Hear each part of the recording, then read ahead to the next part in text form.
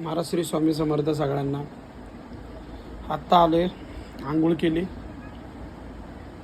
तर असं झालं तर व्हिडिओ बनवायला बसलो आणि तेवढ्यात एक पोरगा आला. म्हणला भैया प्लीज भैया म्हणला पुणे स्टेशनला सोडा.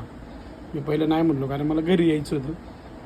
पण तो मला म्हणला की प्लीज नाही का भैया लय अर्जंट आहे. तर त्याच्या भावाचा झाला होता गुजरातमध्ये ॲक्सिडेंट झाल्यामुळं बघा, जर अर्जंट आहे तर मजबुरीचाही फायदा कधीच नाही घ्यायचा. जो काय तो मीटर टाकला, गेलो, त्याला सोडलं, पुणे स्टेशनला सोडलं. म्हणला धन्यवाद भैया.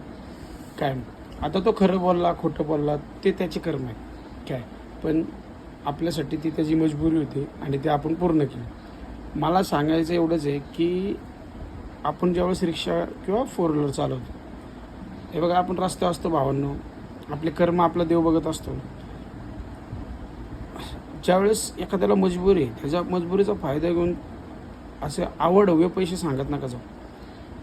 आपण रिक्षाने धंदा करतो, इमानदारीत करतो. मी त्याला सोडलं ना, खरं सांगतो, मला घरी यायचं होतं 6 वाजले होते. 6 वाजता मी घरी येतो. मी आलो 9 वाजता, काय 9 म्हणजे 8:30 वाजता आलो. 8:30 वाजता आलो तर मग मी त्याच्यानंतर किती धंदा केला असं, हे कर्म बोलतात. आणि मी दुपारपासून स्ट्रगल करत होतो. लय छोटे 60 रुपये 50 रुपये 60 रुपये 50 रुपये भाडे भेटत होते आणि मी तीच मारत होतो.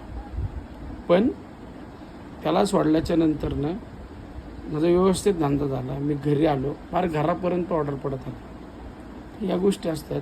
स्वामी जे गोष्ट देतात त्याला नाकारत नका जाऊ, त्या गोष्टीचा फायदा नका घेऊ. 100% त्याच्यामध्ये आपला फायदाच आहे. धन्यवाद. काय चुकलं असेल तर मला सांगा आणि माफ करा जर माझं चुकीचं काय बोलणं असेल तर.